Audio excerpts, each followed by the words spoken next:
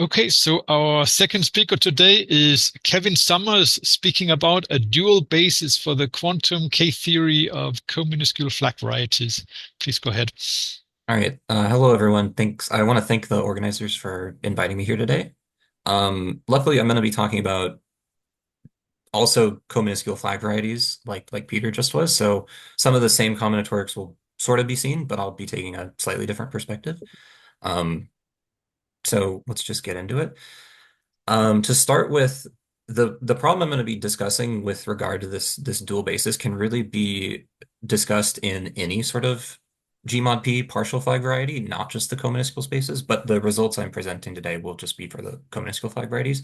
So I'm going to keep everything very general to start with, and then once I get into my results, I'll sort of hone in on the actual combinatorics that we're going to need for the specific statements. So some key takeaways here are the sort of W upper P set is of minimal coset representatives. They're going to be indexing up Schubert both our Schubert classes and our opposite Schubert classes. So the X lower W and the X upper W here. And we're really going to need both the Schubert class and the opposite Schubert class to start with these pairings in just a moment to discuss this dual basis. I also mentioned the root systems here, as Peter was kind of talking about. They get into the definitions of these cominuscule spaces, but I'm going to kind of gloss over that because we've already seen it a little bit today, so I'm not going to get into the details there. Um, okay, so talking about quantum K-theory, we can write the quantum K-theory ring as a tensor product of the classical K-theory adjoined with this sort of formal power series of the quantum parameter Q here. And so we already, most of us at least are already very familiar that there is a Schubert basis for the classical K-theory. And from this sort of tensor product structure, we can see that Schubert basis carries over to the quantum K-theory as well. So whenever we have the quantum K-theory of a flag variety, we can define this pairing on the quantum K-theory called the quantum K metric, which is going to be the sum over effective degrees of Q to that degree times the two-pointed Gromov-Witten invariant, the two-pointed K-theoretic Gromov-Witten invariant of degree D there, where we sort of put the inputs from the pairing into that Gromov-Witten invariant. And I'm not really going to get too deep into these K-theoretic Gromov-Witten invariants. We're not really going to need them for the results that are stated later. So I'm going to kind of gloss over them, but they're kind of nasty to try and compute. So luckily, we don't really have to worry about them too much. And something that's nice about this pairing is that really you can define this quantum product through this pairing here. The pairing sort of respects the structure of this quantum K theory ring through this fact that if we take the product inside this pairing, it really just sort of goes from the two-pointed Gromov-Witten invariant to the three-pointed Gromov-Witten invariant. And something to note here is that what we're doing with this quantum K metric is we're really generalizing the sheaf Euler characteristic from classical K theory here. So if we send Q to zero, this summation really just reduces to the degree zero Gromov-Witten invariant, which is known to agree with the sheaf Euler characteristic. So if we start with a Schubert class and we pair it with this ideal sheaf class, that's what this script I is supposed to be, then it's been known for since the early 2000s around that the ideal sheaf class they form a dual basis with regard to the sheaf Euler characteristic when paired with these Schubert classes, and we get this Kronecker delta as a result. And geometrically, these ideal sheaf classes are coming from the structure sheaves of boundaries of Schubert varieties. Okay, so we have a pairing, and this result is kind of telling us here that we know how to calculate this pairing when we plug in Schubert classes. In fact, I have this written for the cominuscule setting, but this result really holds for any Gmod B. It's just the formula is a little more complicated, and I kept it simple for the sake of this talk. So the question that I'm presenting is we have a pairing and we have a distinguished basis. what sort of objects would we plug in with that basis to then give us this Kronecker delta? Those objects would then have to be um, a dual basis to our Schubert basis. So what do these things look like in quantum K-theory? Again, in the classical K-theory, we already know there's sort of these ideal sheaf classes. What is sort of a quantum analog of these ideal sheaf classes? And so again, I'm going to be talking about what they do look like in the cominuscule setting. So we need to sort of discuss the combinatorics involved in cominuscule flag varieties. Thankfully, Peter already introduced this to an extent. He used, I think, the French notation for these partitions rather than the notation here I'm using. So we can kind of see from this chart the various cominuscule flag varieties and the associated like Dinkin diagrams that are giving these things. And again, a box sort of comes from a simple root in the Dinkin diagram. So I want to say a couple things before I just brush past this and move on, is that many of these families are also minuscule flag varieties. And the way I'm thinking about minuscule flag varieties is that their simple roots all have the same length. So in a cominuscule flag variety that's not minuscule, we have both short roots and long roots, and so we have short boxes and long boxes. So the Lagrangian Grassmannian of type C is not minuscule, but it is cominuscule, so it has both short and long boxes. The long boxes are going to be associated to this sixth simple root, these sort of sixes on the diagonal here. So I would call these long boxes, and all of these sort of interior boxes I would consider short boxes. The other family here are the odd quadrics. The first box would be long, and the last box in that full row there would be a long root, and all those interior boxes in that row would be short roots. Every other box on this page here would then be a long root because it belongs to a minuscule flag variety. And since they're all the same length, just in the minuscule flag varieties, by convention, we're just letting those be considered long. Okay, so I'll review that a little bit as I get into the results. I know maybe that was a lot to take in all at once. The other thing from this page is sort of this outline shape for each of these different order ideals. This outline shape is sort of a distinguished diagram that we're going to call Z1, and it's useful to find the first curved neighborhood of a Schubert class. So maybe I'll just start with an example about what that sort of is. Um, if we have a Schubert class and we want to take its first curved neighborhood, that is also going to be a Schubert class. And it's going to be represented by a diagram of fewer boxes with the conventions that I'm using here. And the way we would find that is by removing that Z1 shape from the diagram that we started with. So say we're in the type A Grassmannian GR36, and we want to find the first curved neighborhood of O of 3, 3, 2. Then we would take the partition 3, 3, 2, and we would remove the first row and first column from that diagram. And we would be left with this 2, 1 here, and that would index the first curved neighborhood of that Schubert class that we started with. So O of 2, 1 is the first curved neighborhood of O of 3, 3, 2. Now, beyond that, we also have a notion of skew shapes, and I know Peter mentioned these briefly. What these look like is if you have two diagrams where one is strictly contained in the other, you could sort of remove the smaller diagram from the larger diagram, and then you're just sort of left with these sort of floating boxes that aren't necessarily flush with the top of the page or the left of the page. If that skew shape is then consisting only of short boxes, we could call it a short skew shape. Beyond that, if that skew shape is made out of incomparable boxes, then we would call it a rook strip. And if that rook strip is then made out of short boxes, we could call it a short rook strip. Two boxes are going to be comparable if they're in the same row or same column. Again, this is kind of a lot, so let's just maybe see a quick example to sort of take in what I'm talking about here. So again, if we're in the type A Grassmannian GR36 and we fix our mu to be 3, 2, 1, and if we take nu then to be 3, 3, 2, we can see that mu is strictly contained in nu. And so we can remove it and be left with a couple of boxes here.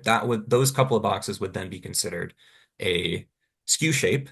Beyond that, we see that they're not in the same row, they're not in the same column, so they're incomparable boxes. So they're then a rook strip as well. So this skew shape is a Rook strip. Beyond that, we started with a type A Grassmannian, which is, if you recall, I was saying on that chart, is a minuscule flag variety. So it has no short boxes. It only has long boxes. So we wouldn't call this Rook strip a short Rook strip, just a Rook strip. Okay, so that's all the terminology we need to get into the upcoming formulas here.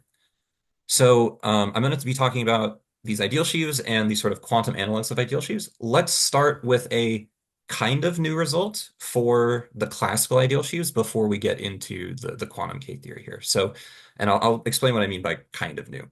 So the classical ideal sheaf can be written as this alpha term times 1 minus O of S gamma here. O of S gamma is the unique divisor class in our cominuscule flag variety. So it's the class of the Schubert variety of codimension 1 in the flag variety. And it's unique because whenever you have a cominuscule flag variety, you're taking a maximal parabolic subgroup. So there's just a single divisor class. So this alpha here is then a sum of Schubert classes over this epsilon, where epsilon over mu that you started with is a short skew shape, along with these C terms here. And these C terms are really sort of the equivariant side of this whole picture. And so we do have like an explicit formula for what these things look like, these equivariant parts look like. They're coming from localizations of this 1 minus O of S gamma, which is used in the Chevalier formula for cominuscule flag varieties. But it's a little complicated, and the combinatorics are kind of a lot to sort of write all down. So I'm kind of going to just gloss over them for the sake of the talk. And so they're there and we know what they are, but I'm not going to really get bogged down by them. So something else to keep in mind from this formula is that it's over short skew shapes.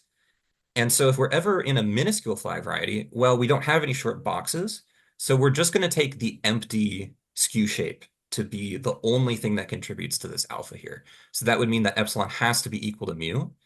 And we're left with just a single Schubert class, right? So we have a Schubert class times 1 minus O of S gamma. And this is exactly just the Chevalier formula in those minuscule settings. So it's kind of already, it was kind of already known that if you take the Chevalier formula in the minuscule flag varieties, and you'll result in this ideal shift class. So this was not completely new, but outside of the minuscule families, in the co-minuscule but not minuscule families, this sort of type uniform formula for the ideal sheaf class is new, where these summations actually are multiple Schubert classes. So let's maybe take a quick look at what that looks like. So if we're in a co-minuscule flag variety that is not minuscule, this alpha has multiple terms to it. So let's look at the Lagrangian Grassmannian for 8, and we'll fix mu to be 3, 2. All of the short skew shapes, epsilon that we can make over 3, 2 would be 3, 2 itself, 4, 2, and 4, 3. And so that gives us our alpha is O of 3, 2 plus O of 4, 2 plus O of 4, 3. And then our ideal sheaf class would be that term there all times 1 minus O of 1, the divisor class again. Okay, so that's a new formula, somewhat new formula for the classical ideal sheaves. Let's look at sort of the quantum side of things now. So if we look at this quantized ideal sheaf, it's going to look very similar to the formula on the last page. I have exactly the same alpha. I have the same 1 minus O of S gamma. Alpha is being indexed by the same short skew shapes, and the equivariant parts are all exactly the same as they were on the last page. The only difference is now I'm taking the quantum product instead of the classical product of the K theory there. So again, for minuscule flag varieties, we would have a single term in our alpha there. And we would basically be saying that the quantum Chevalier formula gives us these quantum ideal sheaves, these quantized ideal sheaves. So if we look at the same example in the Lagrangian Grassmannian, with mu equal to 3, 2, then the short skew shapes are exactly 3, 2, 4, 2, and 4, 3. And we can see that now the quantized ideal sheaf is O of 3, 2 plus O of 4, 2 plus O of 4, 3, all quantum product 1 minus O of 1. So that tells us what these dual basis classes look like in the quantum K theory of cominuscule flag varieties. But an issue with this formula is that if we're in a very large flag variety, this alpha summation could be very large itself as well. And so in actually writing this ideal sheaf class, this quantized ideal sheaf class as a sum of Schubert classes, we could have a lot of products and quantum products that we'd have to calculate in order to find this thing. Um, and that's not necessarily an easy thing to do. So this next formula sort of gets rid of that issue. It's a way to write it, the quantized ideal sheaf, completely multiplication free just from diagrams. 15 minutes. So, okay, thank you. So in order to get there, this is also a known result that's been around for a while, how to write the ideal sheaf classes in terms of Schubert classes. They're going to be an alternating sum of Schubert classes indexed by sort of these rook strips that I talked about a moment ago. Beyond that, if we want to define the psi map to mean to take the first curved neighborhood of our Schubert classes, this is going to be a linear map in our K-theory ring. And so we can really say that the first curved neighborhood of this ideal sheaf is going to be this alternating sum of the Schubert classes that it's made up of. Just take the first curved neighborhood of those Schubert classes. So that leads us to this result, that the quantized ideal sheaf is exactly equal to the classical ideal sheaf minus q times the first curved neighborhood of that same classical ideal sheaf. And beyond that, I have a little result that tells us exactly when the quantum side of things is all going to vanish. And then the quantized ideal sheaf looks exactly like the classical ideal sheaf in all of those cases as well. So what's nice about this formula is that given a diagram, mu, we can find all the rook strips off of that mu. And we can also then take the first curved neighborhood of all of those resulting diagrams. And that's really all we need to write the quantized ideal sheaf. So we don't have to worry about any sort of quantum products at all to write this quantized ideal sheaf. Okay, so let's just finish off with a quick example here. If we're in the type A Grassmannian 3-6, and we fix mu to be the partition 3-2-1, then all of the sort of rook strips that we can build off of 3-2-1 would be 3-2-1 itself, 3-3-1, 3-2-2, 3-3-2. And so the classical ideal sheaf we know is going to be O of 3-2-1 minus O 3-3-1 minus O 3-2-2 plus O 3-3-2. And then if we take the first curved neighborhood of all of those Schubert classes that we just found, we just remove that Z1 away from those diagrams, and we're left with 1 minus O of 2 minus O of 1, 1 plus O of 2, 1.